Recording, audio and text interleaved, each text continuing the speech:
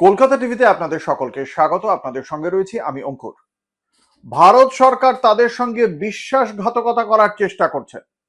তাদের সংযমকে আত্মসমর্পণ বা সদিচ্ছাকে দুর্বলতা বলে ভুল করবেন না। আজ এই হুঁশিয়ারি কেন্দ্রীয় সরকারকে সরাসরি দিয়ে দিল ককরোচ জনতা পার্টি। ককরোচ জনতা পার্টির পক্ষ থেকে তাদের মুখপাত্র সৌরভ দাস আজকে একটি ভিডিও বার্তা দেন, যে ভিডিও বার্তায় সরাসরি কথা বলা হয়েছে। কেন বলছেন সৌরভ দাস কথা বা ককরোচ জনতা পার্টি? তাদের বক্তব্য যে সুপ্রিম কোর্টে যে মামলা গিয়েছিল, যে 20শে জুলাই যে চলো সংসদ যাত্রা হয়েছিল ককরোচ জনতা পার্টির পক্ষ থেকে, সেই সময় তাদের ক্ষেত্রে একদিকে ইতিমধ্যেই দিল্লি পুলিশের পক্ষ থেকে হলফনামা দিয়ে জানানো হয়েছে যে সেদিন দিল্লি পুলিশের পক্ষ থেকে কোনো অতিরিক্ত বলপ্রয়োগ হয়নি। তার পাশাপাশি ককরোচ জনতা পার্টির পক্ষ থেকে আশুতোষ রাঙ্কা, সৌরভ দাস তারা বৈঠক করেছিলেন এবং সেই বৈঠকে দুই কেন্দ্রীয় মন্ত্রী কেন্দ্রীয় সরকারের প্রতিনিধি হিসেবে তাদের সঙ্গে বৈঠক করতে এসে প্রতিশ্রুতি দিয়েছিলেন যে কেন্দ্রীয় সরকার তরফে নয়াদিল্লিতে এবং বিজেপি শাসিত অন্যান্য যে সমস্ত রাজ্য রয়েছে সেই সমস্ত রাজ্যগুলিতে ককরোচ জনতা পার্টির সমর্থনে যে সমস্ত আন্দোলন হয়েছিল সেই সমস্ত আন্দোলনে ছাত্রদের বিরুদ্ধে হওয়া যাবতীয় এফআইআর প্রত্যাহার করে নেওয়া হবে এবং সেই বিষয়ে এখনো পর্যন্ত সুনির্দিষ্ট পদক্ষেপ করেনি কেন্দ্রীয় সরকার, সেই অভিযোগ করা হয়েছিল। এবং এক্ষেত্রে সুপ্রিম কোর্ট জানতে চেয়েছিল সর্বমোট কতগুলি এফআইআর দায়ের করা হয়েছিল।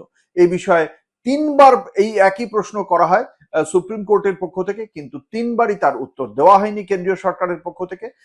ককরোচ জনতা পার্টির দ্বিতীয় দাবি যে সুপ্রিম কোর্ট কেন্দ্রীয় সরকারের কাছে আরেকটি প্রস্তাব দেয় যে এক্ষেত্রে যে সমস্ত পূর্বে যাদের বিরুদ্ধে অপরাধের অভিযোগ রয়েছে সেই সমস্ত ব্যক্তিদের বিরুদ্ধে কতগুলি এফআইআর হয়েছে, তাহলে সেই বিষয়টি সেই সংখ্যাটিও যদি সুপ্রিম কোর্টকে জানায় কেন্দ্রীয় সরকার, তাহলে সেই মামলাগুলোকে তার নিজেদের যে মেরিট অনুযায়ী সেই মেরিট অনুযায়ী তার বিচার হোক, তার তদন্ত হোক, তার বিচার হোক, কিন্তু বাকি যে মামলাগুলো রয়েছে সেগুলো তাহলে অবশ্যই ছাত্রদের বিরুদ্ধে। সেই মামলাগুলিকে নিজের যে এখতিয়ার রয়েছে, সুপ্রিম কোর্টের যে অধিকার রয়েছে সেই অধিকার বলে সেই মামলাগুলিকে খারিজ করে দেবে, কিন্তু সেই তথ্য কেন্দ্রীয় সরকারের পক্ষ থেকে দেওয়া হয়নি শীর্ষ আদালতে।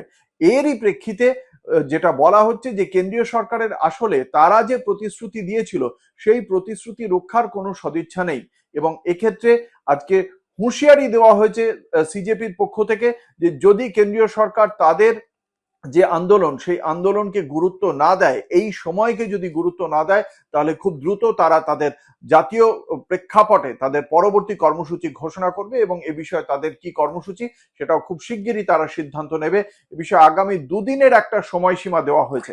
কি বলেছেন এ বিষয়ে সিজেপির মুখপাত্র সৌরভ দাস, শুনুন। दोस्तों, ये सरकार फिर से युवाओं के साथ बहुत बड़ा विश्वासघात करने जा रही है। आज सुप्रीम कोर्ट में जो बंच ऑफ पिटिशंस है जिसमें पुलिस ब्रुटैलिटी मतलब जुलाई 20 को जो युवाओं के साथ बर्बरता हुई थी जंतर मंतर में, उसके बारे में पिटिशंस का हियरिंग था।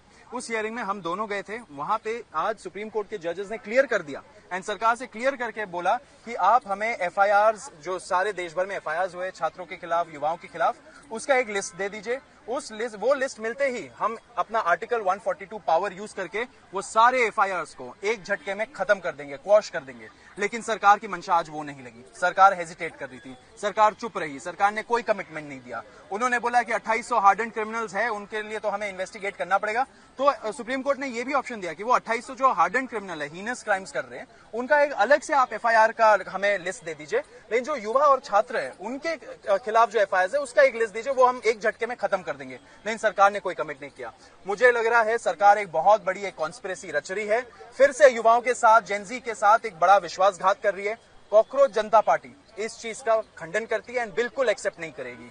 हम लोग अगर सरकार का मंशा, हमें यही लगता है नेक्स्ट 1 से 2 दिन के अंदर अगर उनका मंशा ये बदला नहीं, अगर वो अपना तरीका सुधार नहीं लेते, जो उन्होंने जुलाई 25 को कमिटमेंट दिया था पूरे देश भर के सामने युवाओं को, अगर वो उसका अमल नहीं करते, तो कॉकरोच जनता पार्टी एक अपना नेशनल वर्किंग कमेटी का मीटिंग बुलाएगी एंड उस मीटिंग में हम लोग डिसाइड करेंगे कि आगे हम लोग क्या एक्शन लेंगे, क्योंकि हम युवाओं के साथ ये विश्वासघात नहीं होने देंगे। और ये हम अगस्त 2 से देख रहे हैं, क्योंकि हमारा जो डेलीगेशन से जिससे हम मिलते हैं गवर्नमेंट के, उनको हमने एक बकायदा पूरा ड्राफ्ट दिया था। उस ड्राफ्ट में पूरा मेंशन है कि कितना कॉम्पनसेशन देना है उन्होंने वहां पे हमें गारंटी फिर से दी कि वो आर्टिकल 142 के लिए यहाँ पे बात करेंगे।